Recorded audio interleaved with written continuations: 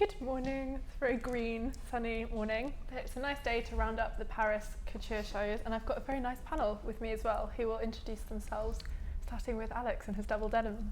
Thanks, Lou. I'm Alex Fiore, and I'm the fashion editor of The Independent. I'm Daphne Guinness, and I am Daphne. Yeah, Daphne. And you're wearing amazing shoes. Daphne Guinness, and you are. Okay, and I exist. I'm Harriet Walker, and I'm news editor at a new digital magazine called Never Underdressed. And I'm Jodie Kidd, and I'm a model. I want to start by talking a bit about the vibe of this season, because I think it was, as we all know, mainly the Le Croix Schiaparelli excitement, but it felt like there was really sort of renewed interest in couture this season. Everyone was talking about it. It felt very relevant to what was going on in fashion, which couture doesn't always otherwise. Would you agree with that, Alex?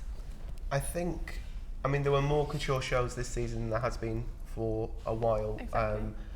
Versace, which has shown for the past 3 seasons. There was Victor and Rolf, who were celebrating their 20th anniversary, and that was 13 years since their last show, Couture. And Le Croix, who of course closed his house about 4 years ago, was back for a one-off collection of Schiaparelli. It felt like there was an excitement because of having people like that, people that kind of provoked and offered something new and different. It felt like there was much more to see this season than there has been in the past. And it was interesting as well because I feel like with Le Croix, certainly he represents kind of an old school couture, and you had him meeting with someone like Raf Simons at Dior, who's approaching couture in a very new and different way. So it was interesting to be able to kind of compare and contrast those directly for me. Definitely. You're a great supporter of couture and you wear some amazing couture. What makes something amazing couture? Because as Alex mentioned, we've had the new couturiers, people like Raf at Dior, but then someone like Le Croix, which you own a lot of, is so sort of spectacular. The thing about couture is I think that it's because it's unlike pret-a-porter, you can actually have a hand in it. So if you actually buy it, you can alter it, or you can you actually have to sort of invest in time. And it's more personal, and it's sort of like a man going to have their suit made. So you don't actually have to go for the whole look as you would do if you were buying something. And it also sort of means that you have to engage more. It's not an impulse buy, really. I mean, it's like something you have to think about because it's an investment, and it probably fits better than something you may buy off the peg. Not to say that they're both relevant, but it's definitely something that you have to think about more. That's interesting you mentioned, that perfect fit, because I imagine to model couture on the runway, obviously it's not, correct me if I'm wrong, it's not usually fitted perfectly to you. You'd have to embody that in a...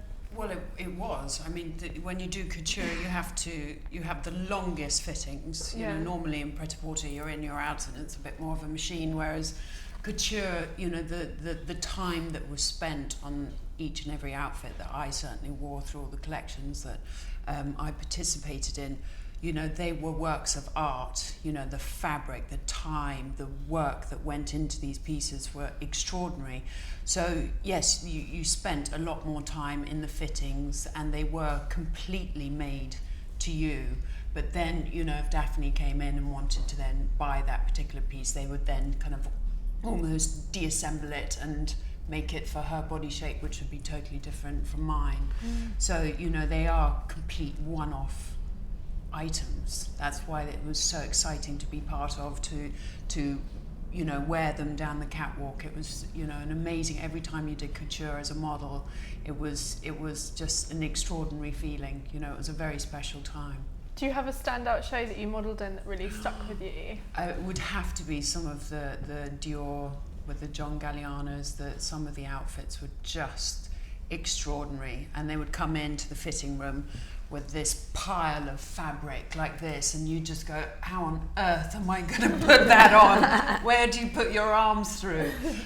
You know, and suddenly they would just go and put it on, and you were like, this is just, I mean, they're artists. It was just incredible.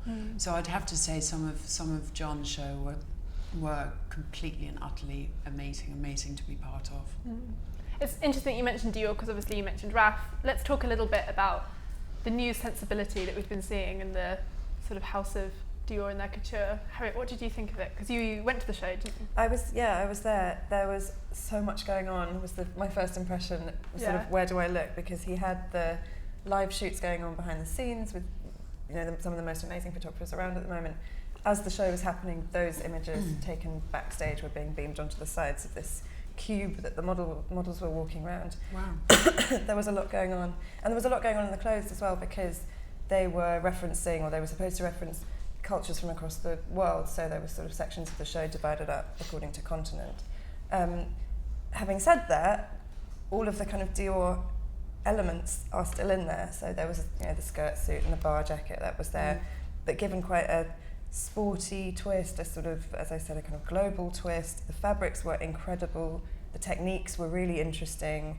Beautiful. And you had the kind of couture standards. So you had Prince of Wales check or houndstooth done sort of by texture. You can see it just on the skirt there.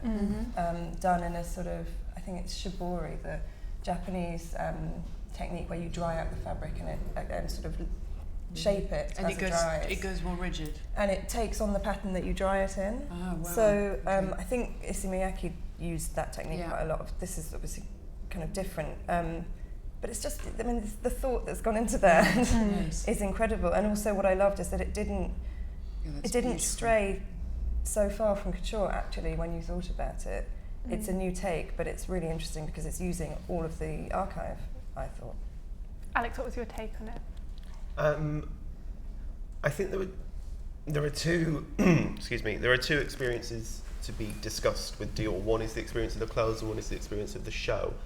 And I felt that the show overshadowed the clothes in a way that, for instance, you did occasionally get it with some of John's early shows. You can think of the one at the Gare d'Austerlitz on the train, which I think possibly overshadowed the clothes. The fact you had lots of people dressed as Native Americans running around the clothes kind of detracted.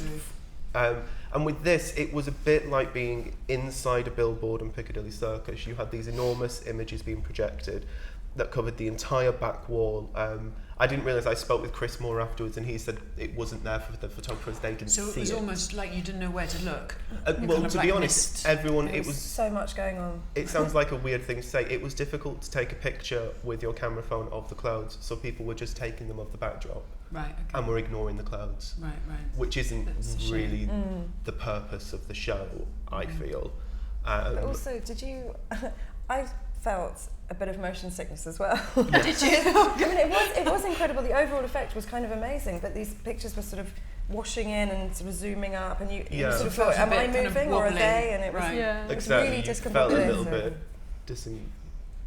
discombobulated because it started to slide around and you started to feel and the seasick. energies of the shows anyway are quite high. It's really not selling this experience. No, exactly. I mean, I'm not, because to be honest, I didn't enjoy it. I didn't enjoy that. I enjoyed the clothes. I think the clothes are some of the best that he's ever done. There was a fringe dress in the African section that's absolutely incredible. I thought the African section overall was fantastic because he really addressed colour and decoration and pattern in a way that I haven't seen Raf address it previously. You can see that's the fringe dress there on the right. Right, got it. Beautiful. And there were amazing techniques in it. Yeah. But the fact that this was all happening and it overshadowed it. And the other thing that I really didn't like about the presentation was that the projections, the girls were about 20 feet tall. Right. You noticed that the girls had spots. You noticed that the dress had a zip and you could see the zipper pull. You noticed the imperfections, and couture shouldn't be about the imperfections. Absolutely. You shouldn't, and I think kind of magnifying those it was a mistake for me to magnify any flaws in that vision. It didn't work for me, but I thought the clothes were fantastic. That's for me. It was a shame that the presentation didn't really do justice to what he achieved. I think. Let's talk a little bit about the fact, this was shaped at looking at women from around the world, and it had a very international scope, as we've just discussed, and that's quite obviously very relevant to how couture is actually being bought and how fashion in general is being bought, and the sort of new consumer groups who are actually buying couture. Do you think that was a statement on that? Do you think it's good that we're seeing that more sort of obviously addressed on the runway, as well as sort of? I think you're seeing how more global it is. When I was doing couture, it used to be literally the same 10, 15, 20 buyers, people at literally every show. And you could see them in the front row. So I think it's great that it's becoming more global and that they're addressing different styles and different countries. So I think marketing is very sensible. I think as well they have to, because I spoke with Donatella Versace before her show, and I sort of said she was talking about the fact that her clients are now between 25 and 35, and they're from India, Russia and Brazil. Amazing. And then I was asking her, do you feel the old couture clients are dying out? And she just went, they're dead. Yeah, no, like totally. they've gone, and they are physically, Nan Kempner, the young kind of that old generation of couture clients are no longer with us, so they have to adapt and appeal to kind of a new client base. And that's what I've noticed a lot is when I was doing couture, that this is a lot more simplistic. I'm not saying probably in their techniques, but the outfits that I was wearing, they were so intense and incredible. But to me, I've been looking at a few of the collections, and they could be almost pret-a-porter to me. They've kind of lost that wowness. I'm sure that there, of course, are individual pieces that I've seen that are incredible, but as a whole group, I've found that they're much more wearable and a lot more, wearable, basically. Which is really interesting, because a lot of ready-to-wear has sort of come up behind couture. So people talk about demi-couture now. Right. And you have people like Giles Deacon who are basically making one-offs a lot of the time anyway. So, is that couture, is it not? It isn't by the sort of French chambre syndicale definition, but it kind of is. And Christopher Kane as well, some of the kind of craftsmanship in those clothes is at a couture level. So it's interesting that the gap's closed. And I think also with this sort of global outlook, the Couture Outreach Programme, it's important not to dilute it, and that was I thought something really interesting at the shows, because you did feel that it was more accessible, kind of more wearable, but you didn't see anywhere really at Dior or at Versace a kind of change in taste or a change in message or DNA, if that's what you want to call it. The hallmarks I thought were still there. Right. I'm interested that you mentioned that closing of the gap between demi-couture on the ready-to-wear runways and couture, because Alex, you and I have talked about this before as well, with the shows changing, and you mentioned like Louis Vuitton, that's where you get the kind of huge £6 million train, and whereas the couture shows have become a bit more scaled back.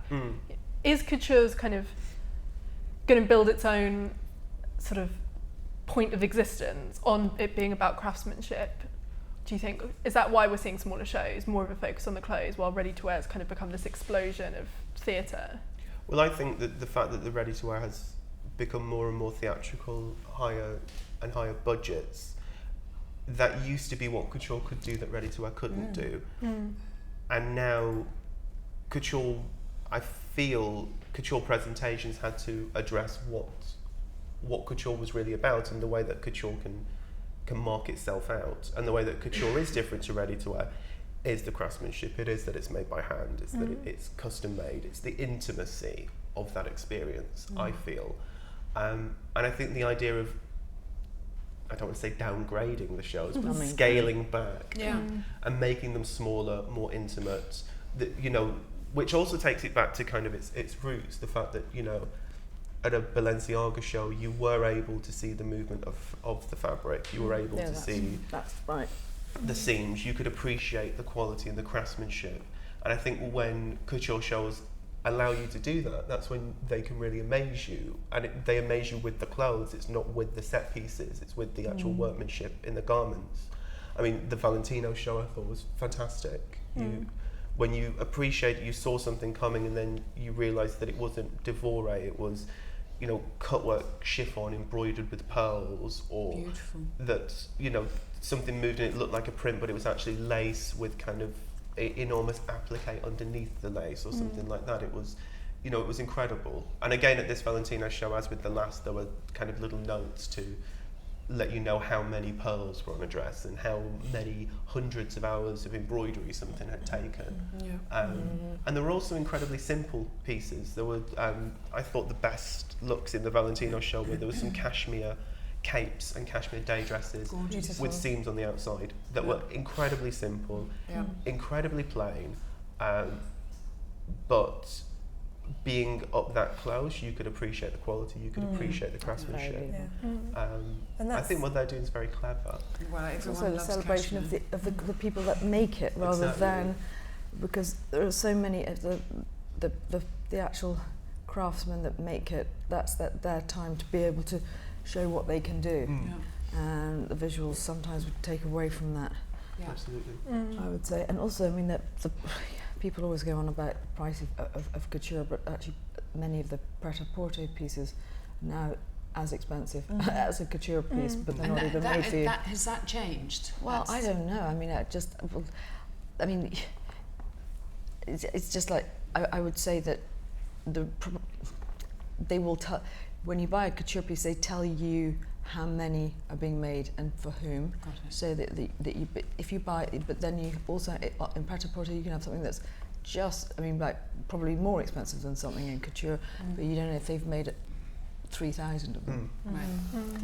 But they've got a list of people just on a sort of, you know, Is that personal? they will, just so that you don't sort of end up sort of, you know, All wearing it to the same time. and also, as you can see how they can do it. I mean, all the people, all those incredible craftsmen, or I mean, the ladies who actually sew. I mean, they you know, you can go in and they can, and they will. You can engage with them in order to. You can't do that with pret-a-porter, and to be able to see it up close. I agree with you. It's like it is about the clothes. Yeah. And if the clothes are good, that they should hold their own. Yes, exactly. You don't need a lot of visuals. Sometimes I feel that in every medium, the bigger the visual, the sort of like, why are we having this huge visual when actually these things they are made to stand on their own. Yeah, exactly. Talking about, there's a show that did that particularly well, I think, this season, which was Iris Van Herpen's show. You know, it was, and obviously you absolutely love Iris. So let's talk a little bit about the show and what makes her so special. Well, she's an artist. She's an artist. She's a sculptor. She is probably the most interesting artist, I would say, and her medium is clothes. Because that's what. But those are pieces of art. I mean, they're not. Yeah, they're I mean, extraordinary. And pieces of real innovation as well. You know, it's 3D real printing. innovation. Oh, it's absolutely. incredible. Yeah, and she uses, and she's always moving forward. With but see, there's not much visual behind that. No, exactly. It's all about the clothes. Yes. And you say moving forward, and I am interested in this idea of couture's relevance, because that's what couture used to be, you know, it was to move fashion forward. It would produce the silhouettes or techniques that would filter down onto ready-to-wear and then onto the street. lab. Yeah, and I wonder if Iris is bringing that back in a way. I know this seems very fantastical, but the notion of 3D printing for fashion actually is something that you can imagine filter it down. What do you think about her, Alex? I couldn't actually go to the show because I was doing an interview with somebody, so I wasn't able to go. But I do think what she does is extraordinary. And it is very interesting to see someone, because I think a lot of the time couture is about, something I think is wonderful about couture is that it's this means to keep ancient techniques alive. For instance, I got told that Chanel has bought a pleating house in Paris, and that's why they achieved all of the fabric manipulation that they did in that last show, was because it's this specialist pleaters that Chanel have brought into their métier d'art, and they're now keeping it alive. Lovely. That's great. But at the same time, I don't think you can be a slave to tradition, and you have to push forward and look at new ways to create things. And the interesting thing with what Iris is doing, I think, is that it's incredibly modern on the one hand, but at the same time, I think it does feed into those kind of techniques of handwork. There's And science, but also there's just that amount of handwork, the measuring, there's all the techniques of couture. It's just being used in a different way, Just almost. with a It's twist. all the ingredients, Yeah. but it's being used with a different means. One thing that I thought was quite interesting throughout a few of the shows was a sense of definitely moving forward and kind of progression, but doing that by going back, the sort of retrospective futurism or whatever. At Chanel particularly was old meets new. Yeah. And it was sort of delving into the archives and coming up with those classic Chanel pieces. Some of them I thought had quite a kind of boxy 80s shape to them, but they didn't feel like they were nostalgic or kind of vintage looking at all. They all had this kind of rather low slung, kind of slung, hippie kind of look. Yeah. Hippie, not as in hippie, but on the hip. Yeah. Which is a different silhouette. Yeah, and then the same, we were talking about Dior as well, sort of taking those traditional techniques and doing them in a completely different way. And at Versace too, I mean, that was really back to the golden age with Naomi opening and closing. But it did feel new. It felt like a progression, but keeping that thing that they'd started with very much at the heart of it. Yeah. Let's talk a little bit about, we mentioned this at the start, but I feel like we've run through a lot of the shows, but we are ignoring the elephant in the room, which is Le Croix. Alex, you're obsessed with Le Croix. I think I might Talk to me. It's just a one silhouette that I'm obsessed now. How did you get through this without just collapsing with I joy? didn't really. I would have been collapsing with you. It was wonderful. I mean, it was just, I think, I talked a little bit about the fact that I felt that the shell or That's the so shadow beautiful. of Dior with Yes, Le Croix, definitely. it was static, and it was static, so you could appreciate it. There was a carousel. Really, did you find that really is the most appreciative that you beautiful couldn't thing. actually see it move? You thought it was better being static? There were some models that wore certain There were- pieces, so okay. there were multiples of a few pieces, so you could see a model wearing it, and you kind of got the best of every everything. possible world. Extraordinarily beautiful. Yeah, absolutely. Beautiful. And also it was here. I think he the wanted wonder- it to be. The wonderful Really thing Right. about it as That's well amazing. was that I was being talked through it by a PR who kept on talking to me about the codes of Le Croix, the codes of Schiaparelli, references to Schiaparelli collections. But for me, there were references to Le Croix because they're so intertwined. Her shocking pink is his shocking pink. Her kind of puffball silhouette, her pockets, they were all used in these kind of, I mean, the corset there on the right is a great example. There's a dress from Le Croix's first own label Haute Couture collection that looks incredibly similar to this. It's a bustle dress with a train and a corset top, but here he's put it over trousers. And the corset is a reference to a Schiaparelli corset from 1954. And for me, it was just that kind of amazing conversation between Le Croix and Schiaparelli. And it just worked. He said to me the way he thought about it was as if he remembered that musical Coco with Catherine Hepburn from the 70s, and he said he thought about costuming Elsa Schiaparelli for a musical of her life today, and this was what he came up with. Amazing. There's just such joy in it. And humour And surrealism. and exactly just like this, but also this irreverence, this love of craftsmanship. I was lucky enough to meet him the day after the Wednesday I actually met him, and he was going back to Arles to do something, and then he was coming back to Paris to have a party for all the people that supplied the fabric and the trimmings and things to say That's thank lovely. you to them, That's really which nice. I love. It felt like true couture in that way. There was such a sense of the Intimate. hand and intimacy and wonderful craftsmanship. The dress there on the Sure, it's right, the bodice is pleated to the stripe. beautiful. Exactly. Beautiful. And also the sort of the nod to surrealism, because she was Exactly. very much part of the sort of Dali and Absolutely. or you can I think as well there was quite a mountain to climb that, because, well, I think because Schiaparelli is exactly. You know, I think I'm sometimes not so keen when they resuscitate houses. Well, I'm not sure if anyone else could have done it properly. I don't think so. Yeah.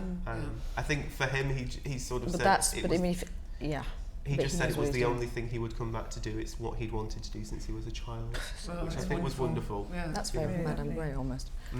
Depleted one. Yeah. And also I love the boots, which are a reference to the Perugia monkey hair boots that Schiaparelli did. And in that's the 30s. very sort of Arlian, but also And Spanish, every single Spanish piece is Matadorian, amazing. but that's also goes. It's Yeah. that lovely Yeah, kind of yeah, cross-reference conversation, right. between, exactly, just referencing back and forth. I thought it was extraordinary. Respect as well. Yeah, exactly, They're absolutely. really deferential, I thought, in that it could have been diverted into a sort of into a Le Croix show with flecks of Schiaparelli, Yeah. and it wasn't at all. You could see how the sort of minds had met. We talked a bit about, what makes someone a great couturier at the start, but Lacroix is such a good example of this, where he's kind of this incredible couturier legend in a way, but he's also such a good example of the hazards of couture, not being able to be sort of financially something that is profitable and stable. What do you think his story tells us about couture?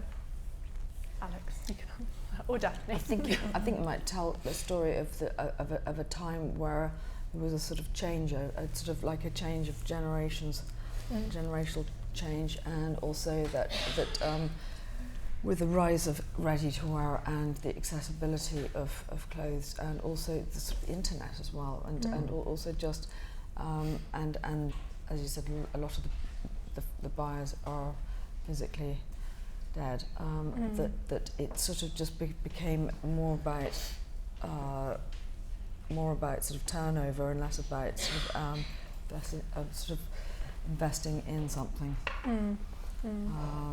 I think that they're only just starting to figure out how it's all sort of how it could work moving forward, because I think there is this move back to people being individuals.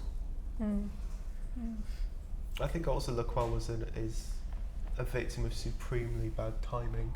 Yes, that's exactly. He launched his own label Haute Couture in July '87. The markets crashed in October. Yeah. I don't know if you know this amazing story, which was he took his couture to New York for the first time to show it, and he showed it. He was doing a show the Saturday, which ended up being the Saturday after Black Thursday. And the two questions he got asked were, how do you sit in a bustle, and who in the world is going to buy your clothes? And it was kind of this, I always wonder if it was fated by that, and by him launching as, it was supposed to be a couture house and then an incredibly high ready-to-wear that they called deluxe. So this idea of it being this, it was aiming at this incredibly high market that all of a sudden didn't exist anymore. Yeah. Exactly. Yeah. So it's this amazing. And it is also pre-internet as well.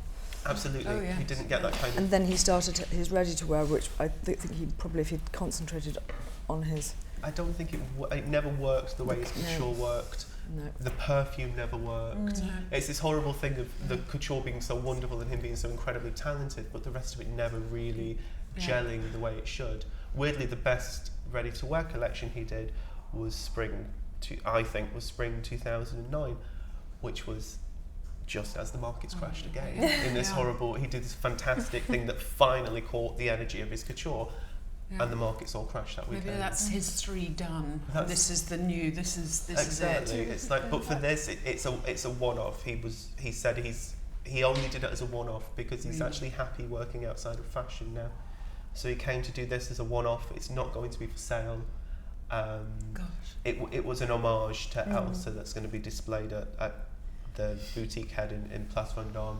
There's going to be a new creative director announced, and it's the first of this series of artistic collaborations where they're going to invite people to create one-off collections that won't be sold that are kind of homage to Elsa's work, which I hope they carry on to do. I think it's an incredibly interesting idea. It's a really great students and great for Absolutely, and I think it would be very interesting to see them actually work with an artist and do something with an artist, or work with different fashion designers who maybe aren't designing for labels anymore, and would like to get involved in fashion again. I'm not saying anyone's name, but you all know who I'm talking about. He would be very good.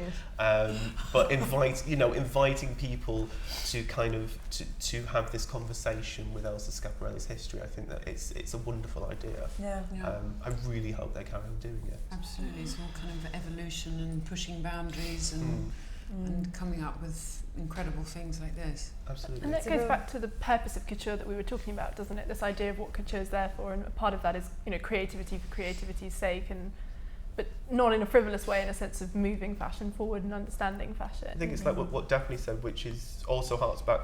Lacroix said that when he first opened his house, he said that he wanted couture to be a laboratory, like it was for Elsa Schiaparelli. This idea of couture being kind of a place where you can do the most extreme things, and Galliano also said at Dior that he used couture as the engine to power the house. It's where the ideas came from, and I think that it's very interesting, the idea that you don't have any limits. You have no limits on cost, you have no limits on materials, you have no limits on the amount of time you can spend on something, and that you can use that to then drive creativity in more commercial aspects of the business. I think so. As a business model, it works. It's your kind of it's also the heart showcase. Absolutely. But it should be the foundation of, if you're a couture house, there aren't many left. If you're a couture house, it's something you can revel in, and not everybody can do that. So take advantage of it, enjoy it. Yeah, absolutely. Which is why this is such a sort of statement of intent, almost, for a label that's being resurrected, saying this is at the heart of our business. We don't know what they're going to do next steps in terms of set quite a high bar, hasn't he? I mean, they're looking for a creative director for ready to wear at the moment, I think, or it will be announced at some point. To have this as the sort of backdrop to that is really, that's old school, isn't it? That's saying couture is one of our most important features. This is what we're launching with, effectively, which is a really strong message. Absolutely. Let's talk a little bit about some of the other collections. Let's talk about Gaultier. Alex, Gaultier. You did not like Gaultier, did you? I did not. Oh, crikey. I mean, Let's have a look. I think something I actually said before I went to couture was that which obviously I've proved wrong, is that I find couture quite difficult to criticise because of the amount of workmanship in it. Exactly. Even if you don't really like it, there's so feels much very work. Exactly. That said, yes. with Gaultier, I just felt like I didn't understand what he wanted to say. Oh yes, look, it's all very kind of a bit crazy, isn't it? It's all a bit not... I hated the references, what I felt were references to Mugler and Montana from the 80s. That's what it looks like to me. Because Gaultier is one of their contemporaries, and Gaultier offered, in the 80s, he offered the alternative to these kind of pinched in and, buttoned up suits that they were doing, this kind of bitch dressing that they were doing. And here it's like he's almost recreating it, and the fact that was his theme, wasn't it? Well, the fact that he was there to do that at the first time, I feel it's really crass to reference a past that you were present for but weren't part of it. It's and with the antithesis of it. Yes. Which is, and also there were these weird references to Saint Laurent. The hats I felt were very Saint Laurent. The leopard print. Gauntlet gloves, the leopard print. Some of the coats. Exactly. There was lots. That said, there were some extraordinary things when you read the show notes and realised there's a leopard coat, a panther coat that was called Cruella de Vil, horrendous, but it's hand painted feathers with panther spots appliqued on it in leather. Gosh. And it moved in an incredible way, and it looked absolutely extraordinary. And I think looking back, there are beautiful things in there. I just feel like it all got swamped. I would have lost the tights for a start. Yes. Now that you've said that, I'm just going to say how much I thoroughly enjoyed that show. Did you? Yeah, I mean, just for the spectacle of it being like an 80s couture show, which is the problem that Alex had with very it. 80s, But it's again in that way of, what is couture for? Are they harking back to origins in some way? Jean-Paul Gaultier went back to the era that he was sort of birthed in. I thought that this is French couture of a very specific time, and I felt that was interesting. And again, with the sort of cut of some of the tailoring, even the shape wasn't particularly to my taste. You could see that it was really well done. The seams were incredible. I want to see this coat that you were talking about. Yeah, can we find it? I think it's the look It's there, that one. yeah, just below. It's that one. On the right, yeah. Yeah. Thanks, Neil. Which I think you can sort of see the... It was quite fabulous. Incredible. And the other thing is, of course, that show was I'm full not sure of it is people that who've one. I think it adored might be that one, the actually. label for so long.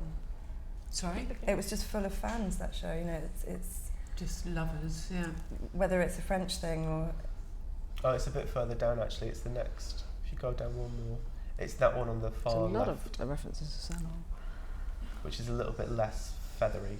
Yes, okay, I You see. can kind of see, Oh wow, yeah, that's which is quite great. That's very cool. Yeah, that just on its own without anything else. Yeah, Yeah. it's. It just doesn't need anything. I just think there was a vulgarity to it, which I think there is. I think that's why I like It's kind of Yeah. what, but it's also what No, but- Gaultier It's does. about to say kinda that's great. quite I mean, Yeah. it's not, you Yeah. know, why not? And let's talk, another house that's obviously done a lot for modernising couture, a term that people throw around, is Givenchy, who again didn't show for a second season. What are your thoughts on that? Were they missed? Were you thinking, I wish there was a Givenchy show to go to? What's your take on that? I mean, I like the nice thing about Givenchy is, in a sense, it's a little bit like Le Croix. You get the chance to kind of Get up look at the close. clothes in a leisurely pace, get up close, really appreciate the craftsmanship, which Yeah, is beautiful. I loved doing their shows. They were one of my favourite houses to do couture for. You know, the work, as you said, the workmanship on every single piece was just extraordinary. So, you know, for me, that's really sad that they're, well, you know, there's that opening for someone to try and take over, because it was such, for a model, was just one of the pinnacle Just shows to do. And it was the one that seemed to draw, I don't know if you would find this, Harriet, with your readership, it was one of the ones that seemed to draw people into couture, you know, something that got young people really excited by couture again. Like, think how many young people had that thing as their screensaver on their laptop. I think because the imagery was so strong and actually felt quite street in a way. That's one of the things that Riccardo Tisci has done to such a brilliant extent, that he has made this kind of high-end, super luxurious, often very bourgeois feeling realm something that feels more trendy, to use a terrible word, but that feels kind of more current. You know, as a nose ring in a couture show, you don't get that very often. What's interesting is that he isn't doing presentations as part of the schedule, but he is still making those one-off pieces for clients who want them. So, and their client base has grown quite absolutely, significantly. I mean, it's all over the place. Premieres, the Met Ball, so many people were wearing it there. I mean, obviously he was part of it, but to me that feels like another version of proper old school couture, because it's sort of by appointment only, if you will. Right. And it's not for other people to see before the person who bought it and chose it and experienced it wears it in public. I suppose so. I mean, the only thing I didn't like about Givenchy was that incredible focus on evening dressing as opposed to day wear. I mean, I don't know if people wear couture in the day. Donatella said to me people don't wear couture in the day, so that's why she didn't really do day wear. Sure. But Yeah. Just a beautiful coat. Yeah, I or mean, a that's skirt. for me. You know, It's, I mean, I remember going to a Givenchy show, which was there was a white collection that was all based on clouds, and it was beautiful, but I looked at it in retrospect and it was really, you know, it was 10 dresses, it was like a bridal capsule collection or something. It just looked like 10 wedding dresses. I loved it when Lee did it. That was, Ricardo's great, but It's funny that you mentioned that, because this season does make you a bit nostalgic because of Le Croix back at Schiaparelli. I think there was a moment where everyone's kind of reminiscing of who they'd like to see come back, and it's quite... Let's talk about one more newbie on the scene. Let's talk about, I'm really scared I'm going to pronounce her name wrong, Yelena Sergenko. Alex, give me your take. Again, I didn't go to the show because I was doing an interview, because I did a million interviews in You say Paris. because I didn't want to. No, I actually went and saw her before the show. I went and previewed the collection the day before. And, well, the first thing I find interesting is I'm not sure if we can call it couture because it's not made in Paris. It's made in Russia. And she does have seamstresses in Russia that are creating the clothes, but as it's not Parisian based, it's not haute couture under the Chambre-Britain Decor rules. But the thing that I actually found most interesting about it is the fact that she has an incredibly loyal and incredibly large Russian client base that are buying very Russian clothes, which in the past wasn't the way that people would buy couture. They would want to buy a Parisian couture. Different, yeah. They wouldn't want to wear stuff based on kind of traditional Russian dress if they were Russian. This is very Russian. And I think in line with what Raf did at Dior, it's quite interesting to think about a geographical sense of couture, and if people want to buy things that have kind of a cultural identity that chimes with their own, rather than being dictated to by kind of Parisian Western fashion. Yeah, I was at the show, and it was interesting. It was precisely that, you know, walking into the show where you have all the sort of crowds of street style people posing for pictures. It was this sort of coterie of Russian natives who'd come over to support her, it felt like, and it was like walking through. They were wearing going to Moscow. Well, it was like being in Boris Pasternak land, because they were all wearing last season's collection to have their pictures taken, and it was in that sort of Russian pastoral style. The show was supposed to be about a Gothic Russian fairy tale princess. Oh, really? It was very pretty. Yeah. It was also very Russian. Yeah, she's very talented. But is that what we mentioned this with the Dior thing, is that the takeaway for the season that's quite exciting, is seeing these old designers meet new audiences all kind of come together? Because that felt like what this season was about. It was a celebration of someone like Iris van Herpen doing something incredibly forward thinking, but someone like Lacroix doing something that was incredibly nostalgic and respectful in a way. But then we also had a real look at these new audiences, both in something like this, but also in the Dior collection in a more sort of themed way.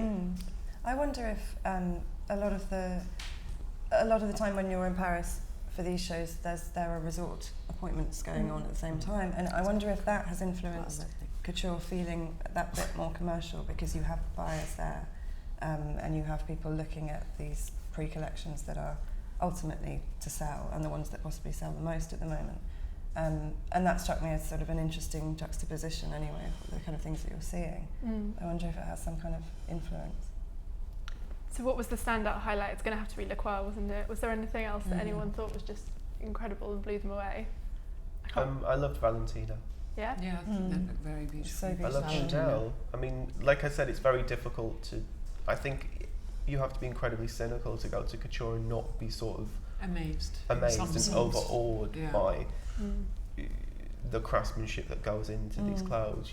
You know, there is a sense of that. You can tell if a collection is really good couture, you can tell what's gone into it. You can feel the kind of the emotion is palpable, and you know, and it's that amazing thing where it is kind of this window into the past. It's the way that clothes always used to be made. There's this incredible lineage, and going and experiencing that in Paris in the same, you know, the same months that people went to see Dior and Balenciaga in the 40s and 50s. There's still something really magical about that for me. To go and kind of witness this kind of, you know, which it's haute couture, it's the highest point of fashion. Absolutely. And yeah, there's something wonderful about that. I agree. And what I thought from these shows and from the clothes in them, it was sort of a relief that you don't have to argue for its existence anymore. Yeah, exactly. Which just is. Yeah, and here it is. It's brilliant, and it seems to be kind of turning a corner in some way. Or maybe people beyond it have turned a corner in that they no longer say, "What's the point? It's ridiculous." And that felt nice, I thought. Well, that's a really positive note to end on. Should we give the designers from this season and our wonderful panellists a nice round of applause?